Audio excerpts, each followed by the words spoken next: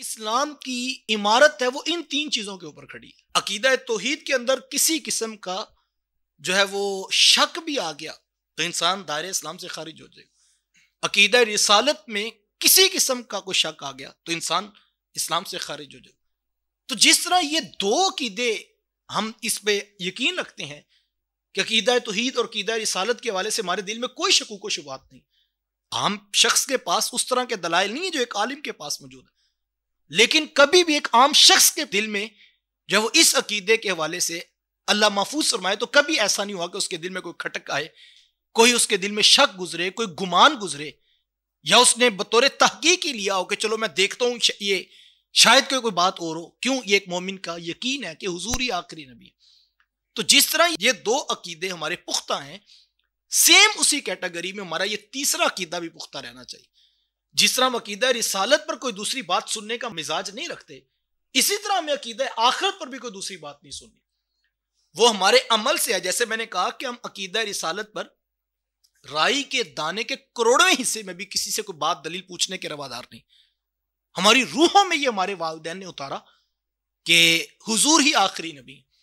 उलमा से हमने पूछा, अहले इल्म ने हमने बताया, तो हमें यकीन आ गया, हमारी रूहों में ये बात उतर चुकी है। किसी माना में, किसी मफहूम में इस पर कोई बात नहीं हो सकती। तो जिस तरह ये अकीदा तौहीद और अकीदा रिसालत अहम है, इसी तरह तीसरा अकीदा भी अकीदा आखिरत है, और इसको भी इसी तरह हमें अपनी रूहों में उतारना होगा। और जब हम रूहों में उतार चुके होंगे तो इस अकीदे का फायदा क्या होगा? इससे हमारे अमल के अंदर निखार पैदा होगा। अगर आपको ये यकीन आ जाए कि हमने मरना है, तो फिर कोई तकरीर ना भी करे तो फिर अमल खूबसूरत होगा। आप किसी महकमे में नौकरी करते हैं तो महकमे वाले आपको बता देते हैं यहां कैमरा लगा हुआ है, ये आपका सुपरवाइजर है, ये रोजाना अटेंडेंस देखेगा, ये हाजिरी देखेगा, ये आपको जो काम असाइन किया गया है ये उसकी क्वालिटी देखेगा, और सारी चीजों को साथ साथ हमें जो है वो हेड ऑफिस में रिपोर्ट कर देगा। तो किसी एक दिन वो सुपरवाइजर सर पे ना भी हो तो आपको पता है मैंने हिसाब तो शाम को देना है। अभी तो मेरा सुपरवाइजर 2 घंटे लेट आ रहा है, 5 बजे जब जाऊंगा तो मुझे रिपोर्ट तो पेश करनी पड़ेगी। ये जो सारे अमल में निखार आ रहा है, क्यों आ रहा है? आपको पता है एक शख्स है जिसने मुझसे पूछना है और मुझे 5 बजे छुट्टी नहीं होगी जब तक मैं अपना सारा हिसाब दूंगा नहीं। यहां बैंकों के अंदर देखते हैं, मैंने किसी दोस्त से पूछा, वो कहने लगे कि मैं तो बैंक की नौकरी करता हूं। मैं कहा आपकी तो मौज होगी, सुबह 9 बजे गए, 5 बजे छुट्टी। वो कहते नहीं, 5 बजे आपके सामने छुट्टी होती है, हम तो कहीं 8, 9, 10 बजे वापस आते। और असल तो हमारी नौकरी शुरू उस वक्त होती है जब 5 बजे लोग चले जाते हैं, फिर हमारी असल जॉब शुरू। मैंने कहा वो कैसे? वो कहते सर जितनी दिन की इनकम और रकम हमारे पास आई होती है, हम जब तक शाम को उसको टैली करके हवाले ना कर दे हमें छुट्टी नहीं हो सकती। तो जिसको पता है 5 बजे के बाद 9 बजे तक मैंने हिसाब देना है तो फिर मैंने जाना है, तो मुझे बताएं भला वो 9 बजे से लेकर 5 बजे तक गफलत से बैठ सकता है? उसको पता है शाम मुझसे हिसाब लेना है और मैंने फिर सुबह 9 बजे बैठना है।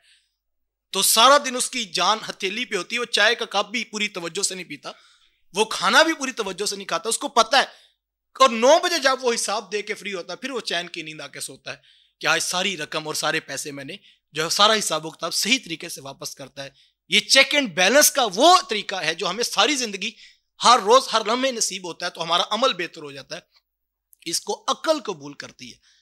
तो कुरान ने वो तीसरा अकीदा जो दिया हमें, अकीदा है, और इन तीनों अकायद के अंदर आप खूबसूरती देखें। अकीदा तौहीद दिया कि पूरी कायनात में तुम रहते हो तो ये मान लो कि एक खालिक मौजूद है, और ये इंसान की अकल तकाजा करती है कि पूरी कायनात का कोई हेड है, कोई जात है जो इस निजाम को चला रही। अच्छा, अब जब इस कायनात में हम मौजूद हैं तो फिर दूसरा सवाल ये था कि हमने जो है वो रहना कैसे है?